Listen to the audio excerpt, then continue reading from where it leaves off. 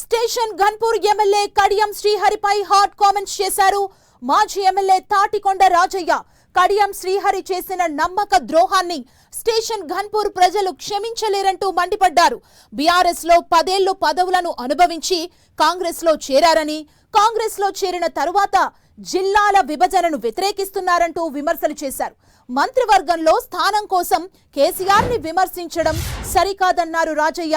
కేసీఆర్ జోలికొస్తే చూస్తూ ఊరుకోమంటూ హెచ్చరించారు.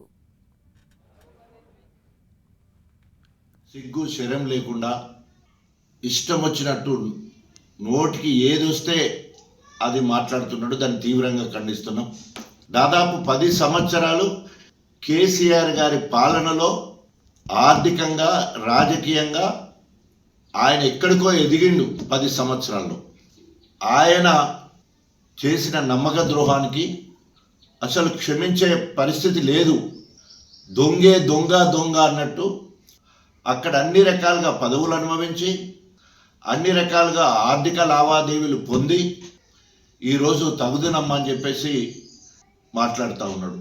నేను ఎవడు అడిగిండు కొత్త జిల్లాలు కావాలా వద్దని? నేను అడిగినోడెవడు? దాని గురించి మాట్లాడవలసిన అవసరం వచ్చింది నీకు? సో నీ బుద్ధి ఏందో తేలిపోయింది. ఏదో రకంగా రేవంత్ రెడ్డిని మెచ్చుకోవాలి, కేసీఆర్ గారిని కించపరచాలి. రేపు రాబోయే రోజుల్లో మరి ఏదో మొన్నటి వరకు ప్రభుత్వ సలహాదారు అని పేరు వచ్చింది, అది రాలేదు. కాబట్టి రేపు క్యాబినెట్ పునర్వ్యవస్థీకరణ ఏదంటే దాంట్లో ఏమన్నా మంత్రి రావాలనే ఉద్దేశంతో కేసీఆర్ గారు దించడం. బిడా కడియం శ్రీహరి గారు ఇప్పటికైనా అనేక సందర్భాల్లో నేను హెచ్చరించడం, కానీ కుక్కతోక వంకర అన్నట్టు నువ్వు ఎప్పుడు కానీ మార్పు రాలే. మాట్లాడితే కల్వకుంట్ల కుటుంబము అవినీతిపరమైపోయిందని చెప్పేసి మరి కేసీఆర్ గారి మీద, కేటీఆర్ మీద దుమ్మెత్తిపోతా ఉన్నావు. తస్మా జాగ్రత్త కడియం శ్రీహరి.